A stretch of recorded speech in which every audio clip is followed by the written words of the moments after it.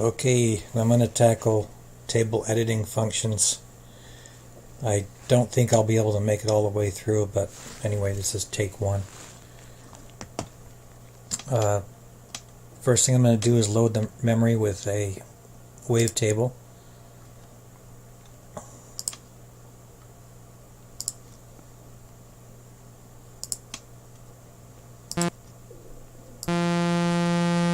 This is one that I made, and I loaded a square wave at the beginning and a sawtooth at the end and interpolated the rest of the tables.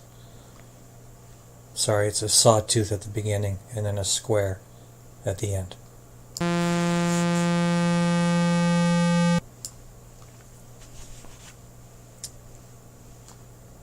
Okay. Table editing functions, so there's a vast array of things in here to shape the table further. Alright, the first one on the left is polarity.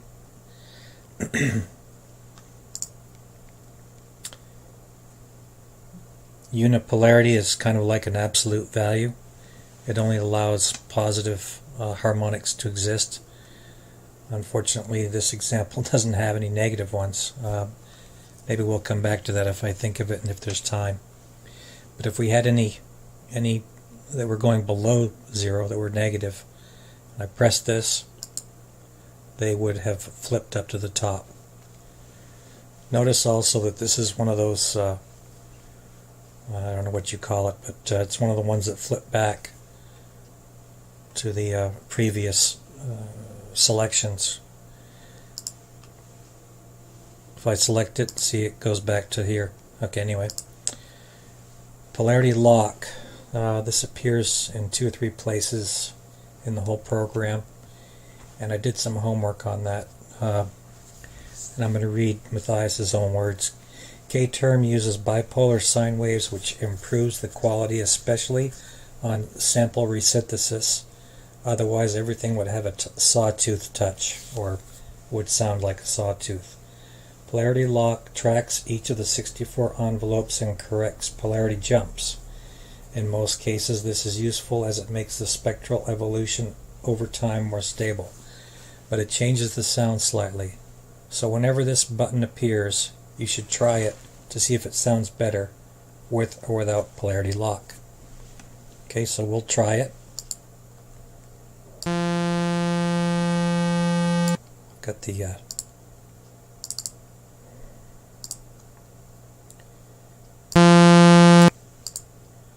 I just removed it. And again, we don't have a good wavetable that's plus and minus, it's only plus, so that test is not really working. Random polarity. Now this will each, boy, it's hard to see, but you can see where we had a square here, and now some of the partials have gone negative. Alright. There's an audible difference. Now that I've done that, I am able to use these buttons, I think. There's Polarity Lock. He said we can listen to it and see if it sounds better. Let's see, it does. I'm going to undo that, go back to this mess, and try to do the unit polarity or one polarity, and all these negatives should flip back up to the top.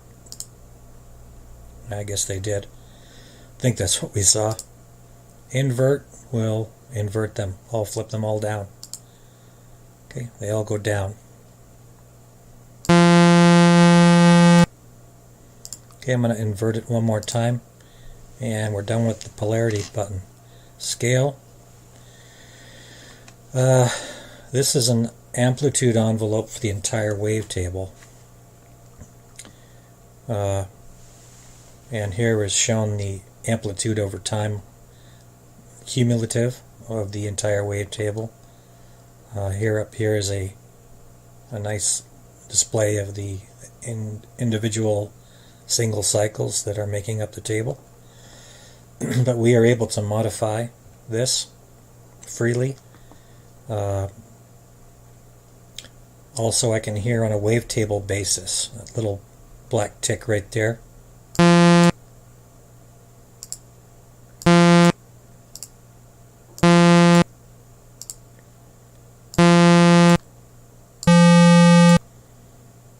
I guess in wavetable is the entire wavetable. My mistake there. No, this is a slice, excuse me. So this is the whole wavetable. This is an output slice as affected by the envelope that we've drawn.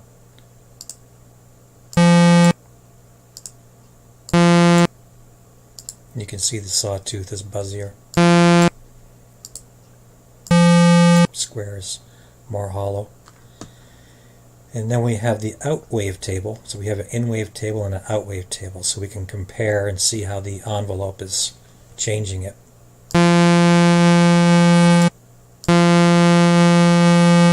So let's put something radical in here. Okay, gets quiet toward the end.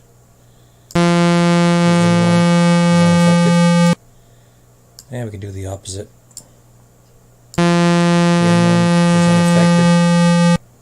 Although this is the output, so it should change. And we can draw some jagged lines, and then we can demonstrate smooth. Something we've seen before. 0 takes it all down to nothing. We've got, shows empty because there's no volume. Ceiling, maximum. So there's no envelope at all. Normalize. If we have a mid-range-ish thing, this will all get displaced upward. Okay. Restore brings us back to the natural envelope of the table. So if I wanted to make changes here for any reason, I would press apply. I'm going to cancel. Order. This one is very abstract. Here we have 0 through 32 wavetables. Also, you can see the sawtooth, how it uses every harmonic, and the square uses every other harmonic. That's actually a good demonstration. And as the order matrix is now, the output wavetable is the same as the input. And right now I've got to flip to an image.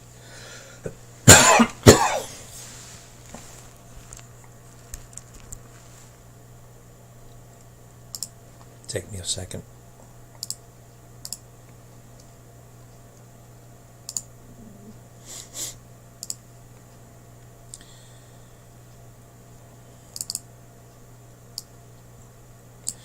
Okay, as you can see, I took this output depiction and rotated it and moved it up here, and this is actually how it should be. So if I wanted, let's call it slice 3, 0, 1, 2, 3, to appear in slice 32, I'd have to take and run over here and put a black dot right here. And I'll show you on the other screen how that's true.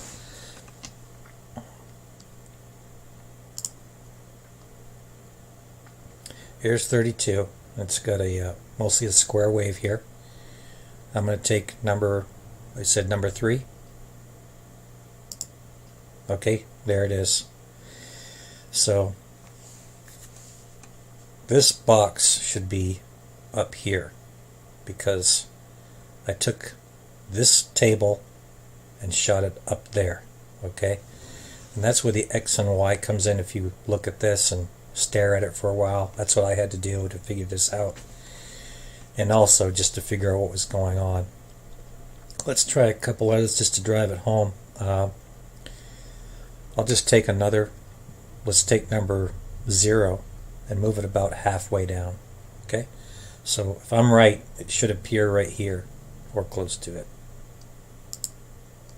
Okay, I don't know if you saw that change, but there was one.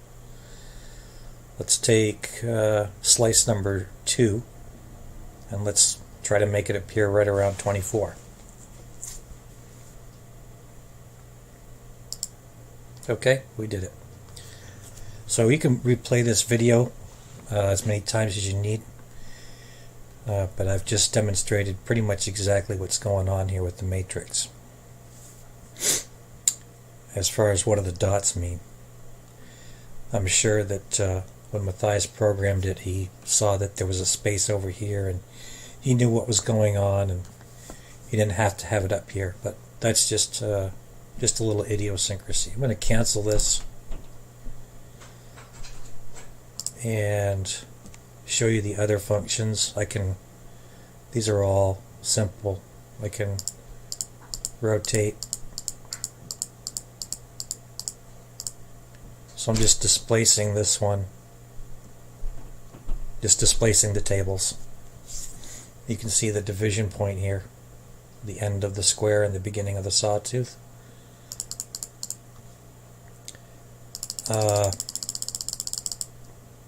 We've got mirror, which makes a mirror out of this.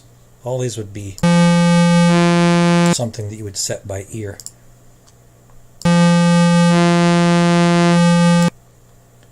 Okay, and I can go in here and do this, you know. Okay, let's try reverse. Okay, pretty self-explanatory. Random, self-explanatory. Static, that would take one slice and spread it over the whole, all the tables. I don't know how it chooses which one.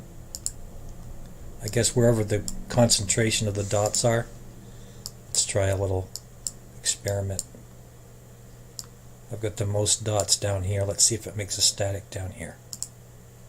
Close to it. I think it averages. Reset brings us back to 0. Alright, I think I covered that pretty well. Filter.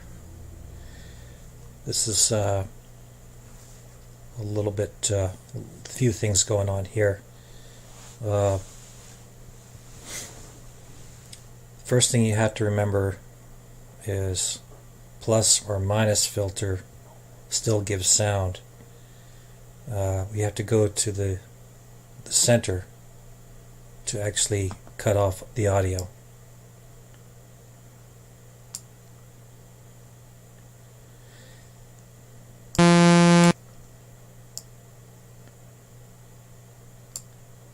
Well, it's not doing it. Did it for me before.